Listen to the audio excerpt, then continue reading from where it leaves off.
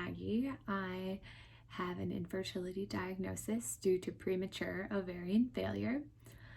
Today I want to make a video to kind of give some hope and encouragement to other people going through the infertility and IVF treatment process. Making this video because I really need this right now. I feel like I'm getting a lot closer, but that also makes it get more scary because there's more invested, and then if something were to go off track now, then it just feels like there's more lost, even though that's not really true, but it really feels that way. And I've just been getting very not as sad, but more frustrated and angry at just about how little control I have in the IVF process, but just with everything really. I mean, there's not a lot of control that we have in life.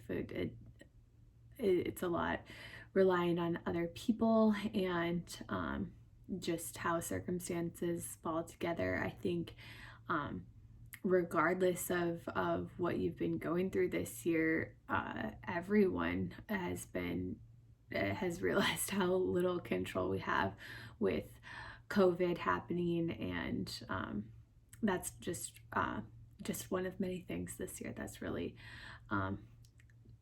changed plans for the people of this world. So I wanted to just provide some feelings that might be similar to yours, some encouragement, and then also some action steps on what we could do to feel better. A quote that I loved is by Robert Ingersoll. It's "We rise by lifting others." So really enjoyed that. Write that one down. So I want to start off with, I think that all these feelings are super normal and okay to feel angry, sad, frustrated. It's okay to feel all of those things, but for my own sake, I don't want to sit in those feelings for too long, because that is not good for me, but also it's not good for other people in my life, my close relationships, like my relationships with my husband, my parents, work. Like, it can really just infiltrate everything, and it's not fun to live that way for myself, but also I'm sure not great for others around me if I'm not feeling my best. So trying to channel those emotions and process them so that I'm not staying in a negative headspace. So something there's a million like little encouraging quotes and readings and everything out there on the internet, like just little phrases that can make you feel better when you're going through a hard time, like miracles take a little time. And a lot of them are really cheesy and cliche, but it is just when you are feeling down, it can be nice to read that. But I do want to just get into some actionable steps that do that, like kind of like a toolbox of things that you could go to. It's kind of like a therapy thing, but it does really work for me. So the first thing that I start with is always being conscious of what my thoughts are, and I do that by journaling. I was in a really good habit of journaling every single day, and I've kind of fallen off of that, but definitely when I'm feeling really intensely like sad or angry, journaling that out is my first step, because it helps me process that, and then not to take those feelings out on other people, and helps me kind of cycle through it more quickly. So journaling's totally my first step, and then I can notice those thoughts that I'm having and then call myself out on what I'm saying to myself that isn't true, or whatever it might be. So like one of the things that I fall into really easily is, or really quickly, is all of this is easy for other people, and nobody else has problems with this. And that's just not true. Like no matter what this, even if you just relate it to pregnancy, like no matter what, there's some aspect of it that wasn't easy. Even if somebody gets accidentally pregnant, like that is hard to go through too. That's like a whole different set of emotions. Like it's something that you weren't expecting. It's like I think that would be a process to go through too, just like going through infertility is a process to go through. So be conscious of my thoughts, and just catch myself when I'm lying to myself, and just kick those thoughts out of my head. I remember I read a book by Sophia Amoruso, and she said, kick negative thoughts out of your head like a bouncer in a club or something like that. And I thought that was a good idea. I read that book a long time ago, and I still remember that little piece from it.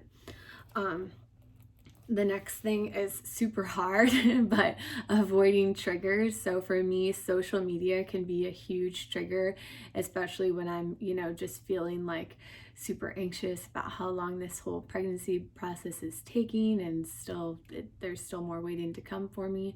But avoiding triggers like social media can, like scrolling through that, especially, with all the, quarantine, pregnancy announcements, like that kind of stuff. I am happy for those people. It's great, but it's hard to look at those, and it's not on those people. Like I'm not going to tell people, like I don't think that people should stop announcing pregnancies, gender reveals, any sharing pictures of their kids.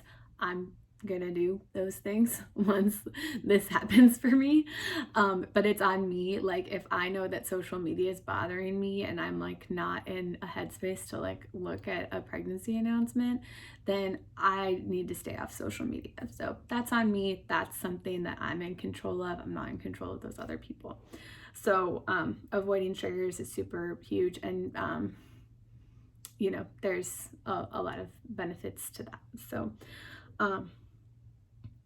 the third thing is just finding a release for those feelings. Like yesterday I was just, like my whole body was just tense with like anger and frustration, and I just like let it go and like had a cry on my lunch break, and that felt great. Like the rest of, like I had a cry and I changed into like more comfortable clothes and like that's the nice thing about working from home, is that I don't have to like wear any certain dress code. So just those two things like helped the rest of my day just go immensely better. I was more productive and just like not so tense, like literal physical tenseness.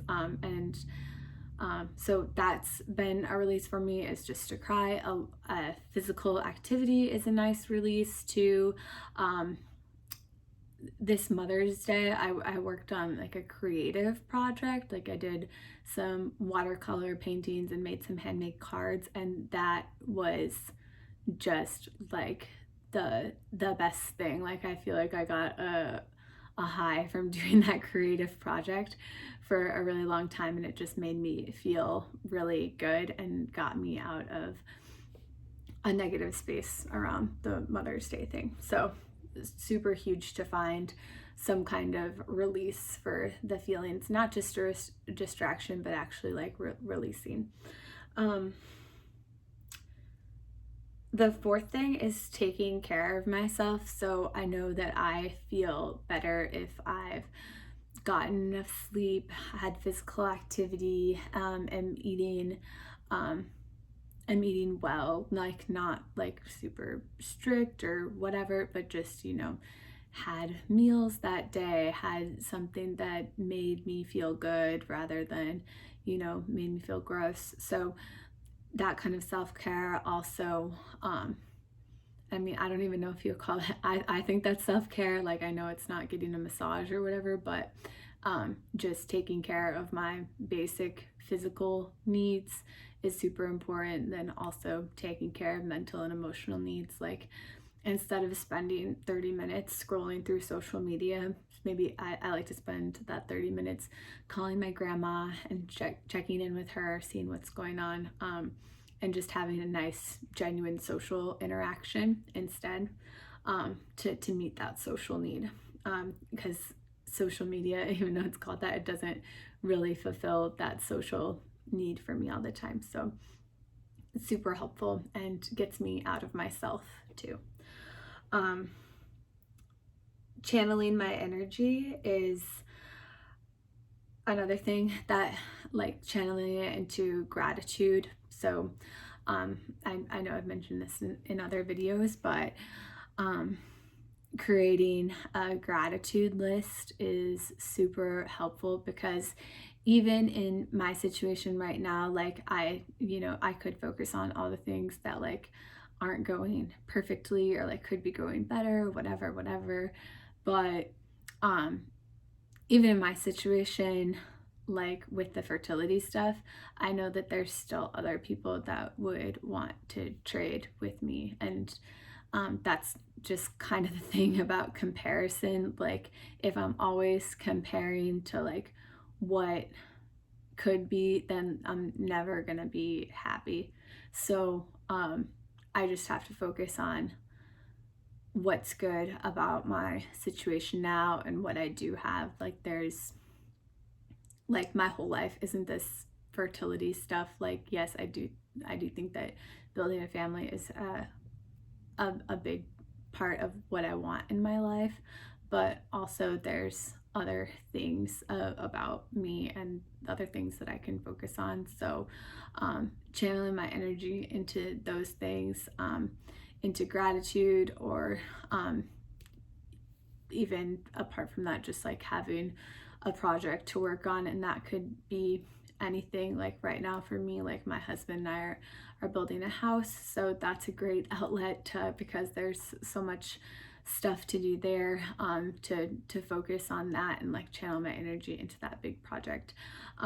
It's nice to have something like that. So just in conclusion, I just want to reiterate, I think that it's totally normal to feel stuck and frustrated, especially with the fertility treatment. So much of it is relying on other people. Like, for me, it's the donor process. There's a timeline to wait on for that, waiting on the clinic to call me back. They have a bunch of people. They're super busy, like, especially because they're closed for a long time.